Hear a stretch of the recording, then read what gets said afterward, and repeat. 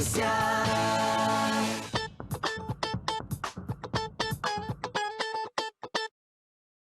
Baik, kita bertemu kembali, Budi. Sudah semestinya banyak perkongsian kita bawakan untuk anda. Bukan saja sewaktu kita mendepani wabak COVID-19, tapi juga sewaktu bulan Ramadan ini banyak bantuan diberikan dan juga diinfakkan untuk mereka yang memerlukan dan juga untuk mereka yang terjejas. Betul. Untuk mereka yang terjejas tu mungkin mereka sedikit gusar lagi-lagi tentang bekalan makanan yang susah nak dapat sekarang. Lagi-lagi dari golongan B40. Jadi bersama kita pada pagi ini untuk berceritakan tentang bantuan tersebut, kita bersama dengan Tuan Haji Abdul Wahab Long selaku Ketua Pegawai Eksekutif Yayasan Food Bank Malaysia. Assalamualaikum Tuan Haji. Waalaikumsalam. Sihat Tuan Haji. Macam mana masuk hari ketiga berpuasa, okey? Okey. Alhamdulillah. Baik Tuan Haji, kita nak bercerita ni tentang program Food Bank Malaysia ni untuk bantuan kepada mereka yang memerlukan. Mungkin Tuan Haji, secara asasnya kita nak memulakan mukadimah ni, kita cerita sikit tentang apakah itu Food Bank Malaysia dan apakah asas kepada penubuhan Food Bank Malaysia ni, Tuan Haji. Okey, terima kasih pada RTM kerana menjemput saya pagi ini dan izinkan saya mengucapkan selamat berpuasa pada umat Islam di Malaysia dan selamat pagi pada semua warga Malaysia. Okey, tujuan utama Food Bank Malaysia diwujudkan dalam program ini dan Yayasan Food Bank Malaysia ditubuhkan ialah untuk menyelamatkan makanan lebihan yang mana mengikut statistik daripada SW Corp ada 17,000 tan makanan yang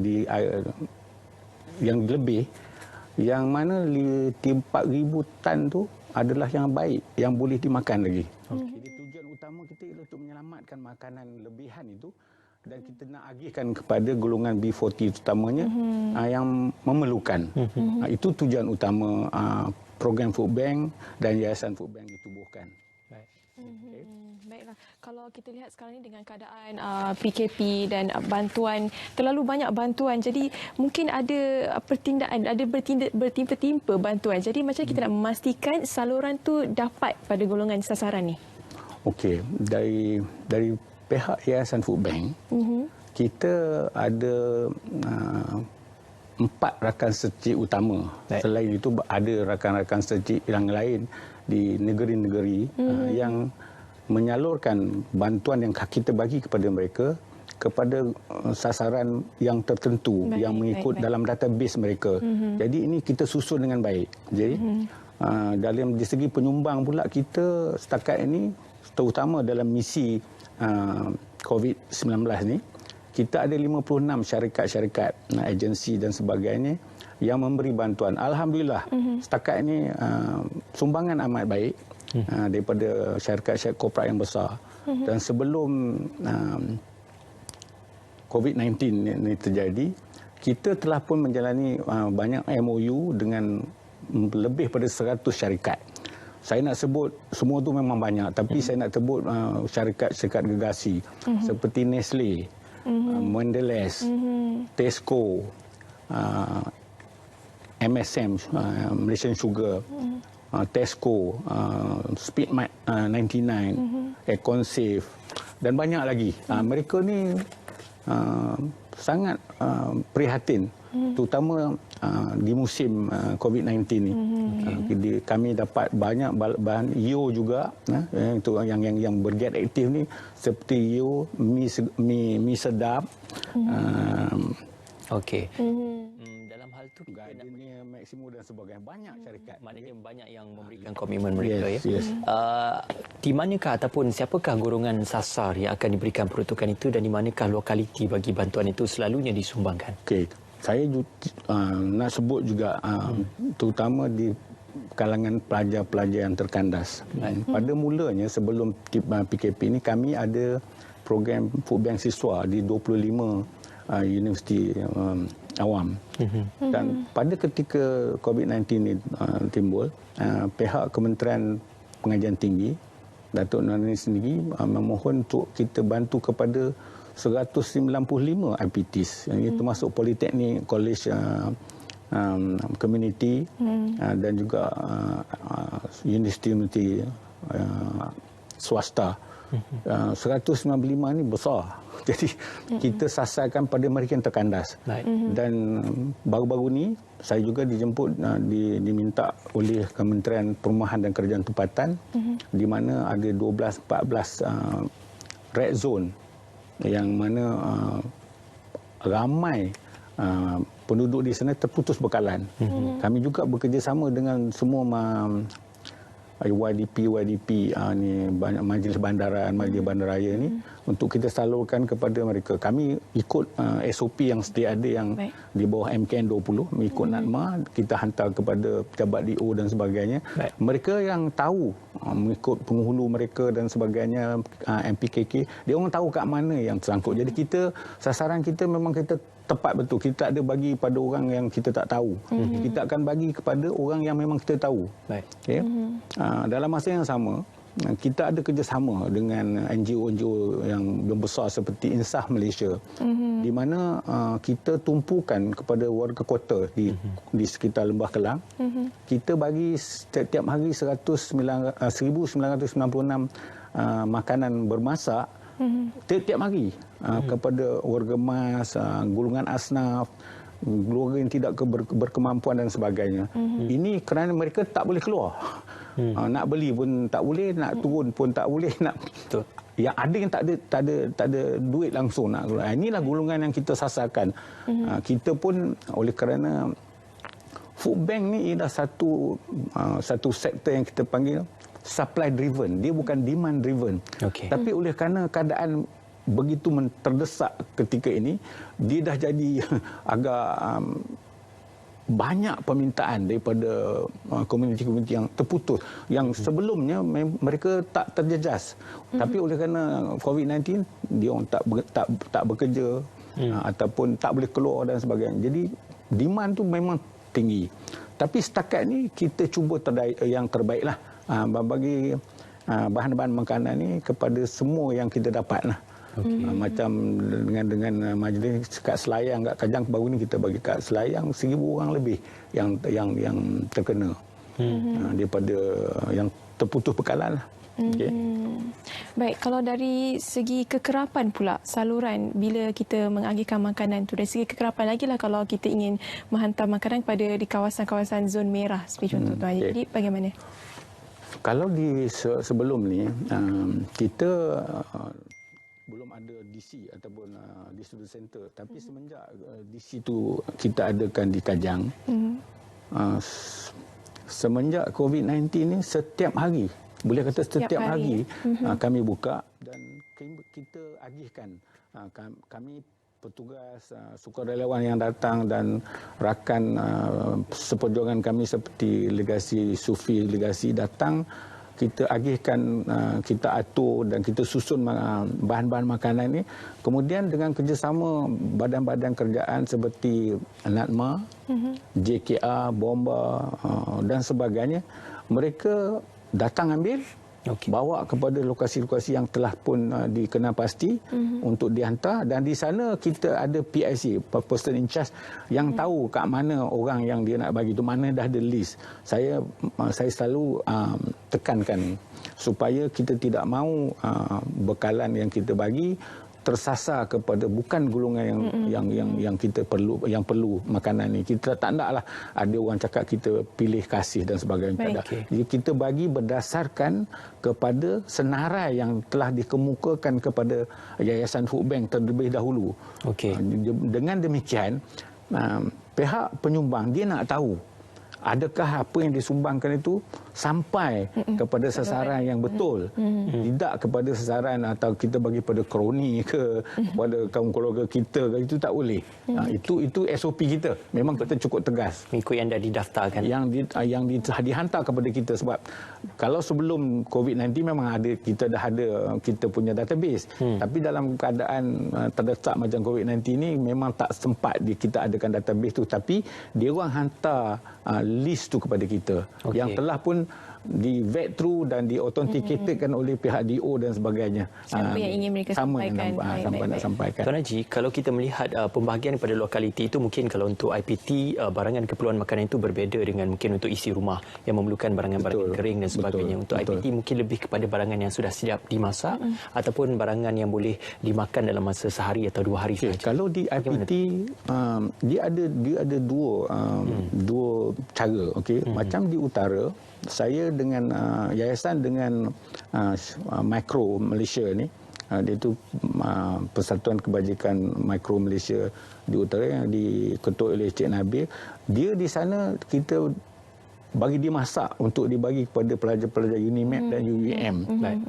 Tapi di IPT lain, mereka sebab bahan makanan sudah disediakan oleh kementerian.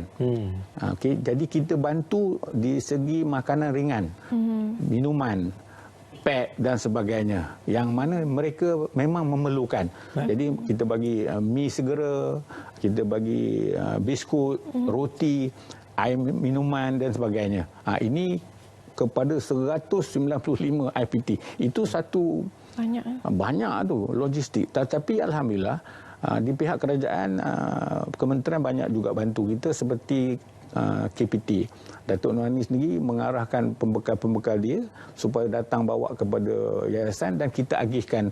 Daripada yayasan tu kita bawa dengan lori-lori yang daripada JKR, daripada NATMA, daripada Bomba dan sebagainya. Jadi dalam masa ini, alhamdulillah saya tengok kerjasama antara kementerian, pihak kerajaan, pihak Yayasan Food Bank Malaysia sendiri, daripada rakan-rakan NGO kita seperti Insaf Malaysia, Makro, Yayasan Aman, mereka bergerak dengan begitu baik. Jadi kita cuba yang terbaik untuk pada golongan itulah yang kita bantu.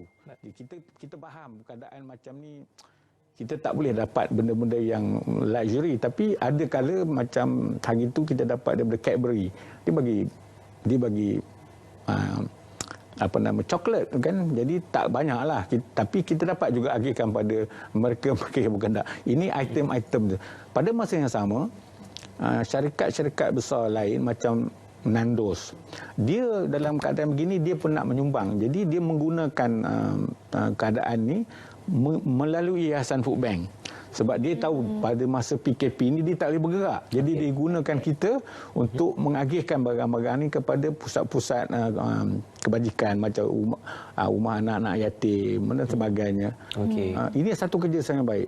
Baru-baru ni kita dapat persetujuan juga dengan IKEA. Dia ingin menyumbang sebanyak 240,000. Lebih kurang 240,000 bahan-bahan dalam bentuk makanan ni untuk diagihkan juga kepada mangsa-mangsa yang terkena oleh keadaan COVID-19 ni. Baik, boleh dikatakan semua syarikat-syarikat korporat pun menjalankan apa orang kata tanggungjawab sosial kepada mereka. Tapi itu dari segi ini, bila berakhirnya PKP nanti, soalan saya, kalau dah habis, insya-Allah kalau kita akan berakhirnya fasa PKP dan tahap seterusnya, dari segi bekalan nanti, adakah masih disediakan kepada mereka yang memerlukan atau mungkin ada makanan yang tak terusik dan sebagainya? Soalan Budi itu soalan cepu mas sebenarnya. Saya seronok juga dengan soalan ini sebab pada pihak Yayasan Food Bank Malaysia, kami daripada mula sebelum ada COVID-19 pun kami terus tujuan utama sebab kita nak menyelamatkan makanan yang lebih ini. Kerana kalau tidak kita selamatkan, dia akan terbuang ke dalam landfill dan ia akan membawa banyak gejala tidak baik kepada environment. Dan kerajaan terpaksa membelanjakan berbilion-bilion ringgit untuk menyucikan ataupun membersihkan keadaan oleh kerana amonia, metan dan sebagainya. Kalau tidak ada inisiatif program Food Bank ini melalui Yayasan Food Bank, siapa yang nak selamatkan? Ada beberapa agensi lain, tetapi kita dapati kita buat ini sebab kita tengok di satu pihak ramai daripada golongan B40, terutama B20, B10 ni yang bawah 10%, 20% ni, mereka memerlukan bahan makanan tetapi mereka tidak tak ada saluran yang mereka boleh pergi. Jadi melalui Yayasan Food Bank kita wujudkan 4 rakan strategik utama seperti Mutiara Food Bank di Penang, The Lost Food Project di Lembah Kelang, Food Aid Foundation dan juga secara Soup Kitchen. Mereka ni ada expertise masing-masing. Dia tahu kat mana kelompok-kelompok yang betul-betul memerlukan. Jadi sebelum ini pun kami sudah menandatangani MOU dengan lebih 100 syarikat pembekal-bekal makanan. Yang mana dia akan bagi lebihan mereka kepada kami. Jadi daripada dia upah syarikat kontraktor lain untuk buang, dia tak payah bayar duit, dia bagi pada kita free. Dan kita salurkan kepada golongan-golongan B40 utama ni pun free. Cuma kita kena ada kaedah yang baik. Kalau tidak ada kaedah yang terbaik, maka kita takut akan jadi kerosakan pada makanan itu. Jadi semua sukarelawan dan juga agensi NGO ni, mereka sudah ada SOP yang begitu bagus. Dia cek betul-betul siapa yang memerlukan, banyak mana dia nak dapat. Kalau di Mutiara Food Bank tu kita pergi very detail. Kalau kata makcik warga emas tak masak, dia tak payah, kita akan bagi pada dia sayur-sayuran dan ni kita bagi buah-buahan, kek, mungkin biskut, sebab dia tak ada freeze, kita tak boleh bagi. Jadi kita to that detail kita tengok. Sama juga dengan Food Aid Foundation, dia tahu kat mana dia nak bagi ni. Dia akan tumpu kepada institusi seperti pusat kebajikan, rumah-rumah orang tua, pusat-pusat tahfiz. Dia orang lebih lepas dia. Cara Soup Kitchen pula dia banyak kepada PPR. Dia dah ada kerjasama yang baik dengan persatuan penduduk di situ. Sama juga dengan Lost Food Project. Jadi dia orang ni ada kepakaran masing-masing. Jadi kita guna mereka bekerjasama dengan baik, kita dapat bakalan makanan ni kita agihkan kepada mereka. Kadang-kadang mereka dapat lebih, dia bagi kepada yayasan pula bagi kepada Mutiara dan sebagainya. Dengan kerjasama inilah kita harapkan program ni akan berterusan. Jadi walaupun habis nanti COVID-19, insya-Allah kami akan terus menyelamatkan makanan lebihan ni dan kita akan mengagihkan kepada golongan yang terpilih yang memang memerlukan makanan ini. Okey. Ada dua persoalan yang mungkin bermain di minda. Pertamanya adalah tentang konotasi lebihan makanan atau stok makanan yang berlebihan. Kerana lebihan makanan itu mungkin makanan yang dah dimasak itu ada terlebih, ataupun stok makanan berlebihan itu mungkin stok barangan kering itu stoknya itu banyak yang tidak lagi diagihkan. Jadi dalam hal ini proses yang melalui pelbagai peringkat dan fasa kepada beberapa agensi itu, bagaimana Food Bank memastikan kualitinya itu masih lagi terjamin ataupun tarikh luputnya itu juga masih terjamin supaya apa yang diserahkan itu nanti tidak ibarat macam kita menyerahkan sesuatu yang sudah tidak boleh digunakan lagi. Okay. Itu soalan cukup baik sebab sebelum kita mula dulu pun di awal 2008 di bulan Ogos dan awal 2019 pun banyak persoalan yang ditimbulkan oleh rakyat. Mungkin mereka tidak biasa apa itu food bank. Kalau di negara-negara lain mereka dah tahu dah apa food bank sebab mereka sudah bertapak lebih daripada 50 tahun macam di Eropah, di UK, di South Africa, di Amerika dan sebagainya. Tetapi di Malaysia dia agak baru. Jadi mereka memikirkan kita ambil sisa makanan. Bukan, ini bukan sisa makanan. Ini makanan yang tidak disentuh pun. Tetapi tak digunakan, ada lebihan. Misalnya kita bagi contoh Nestle. Dia ada produk-produk Nestle yang dalam tin dan sebagainya. Kalau 6 bulan ke bawah seperti dia tak boleh jual. Atau yang ada macam susu sebagainya. Dia ada tarikh-tarikh tertentu yang dia tak boleh jual. Sebab tu kalau pergi ke DC kami di Kajang, kamu akan tengok satu section kita sediakan untuk makanan yang kita ambil 6 bulan ke atas. Okey. Kemudian ada 3 bulan hingga 6 bulan. Kemudian 3 bulan ke bawah. Dan kemudian ada yang 1 bulan ke bawah. Jadi kita tengok first in first out lah kita akan keluarkan. Di bahan-bahan makanan ni yang kita kategorikan sebagai lebihan ni sebenarnya tak boleh diagihkan sebab keadaan-keadaan tertentu. Kadang-kadang tin tu mungkin dia tak boleh cantik ke ataupun di luar specification dia yang tertentu dan sebagainya. Baik. Kalau masih baiklah. Masih elok. Memang saya sendiri boleh makan. Okay. Tak ada beritahu kat situ. Konsep yang sangat menarik. Baik, terima kasih sekali lagi diucapkan. Terima Kita harapkan kasih. dengan kerjasama daripada Yayasan Foodbank Malaysia dan juga agensi-agensi dan juga syarikat-syarikat terlibat, kita harapkan boleh membantu dan juga sentiasa membantu mereka yang memerlukan dan juga terjejas. Turut juga harap membantu dan memberi aspirasi kepada rakyat di luar sana untuk terus memberi bantuan. Okey, baik, terima kasih kepada Tuan Haji Abdul Wahab Long, Ketua Pegawai Eksekutif Yayasan Foodbank Malaysia. Kita akan berjeda seketika dan kita akan bersama dengan sahabat penyampai kita Hafiz Dolson untuk segmen Pastikan Sahih.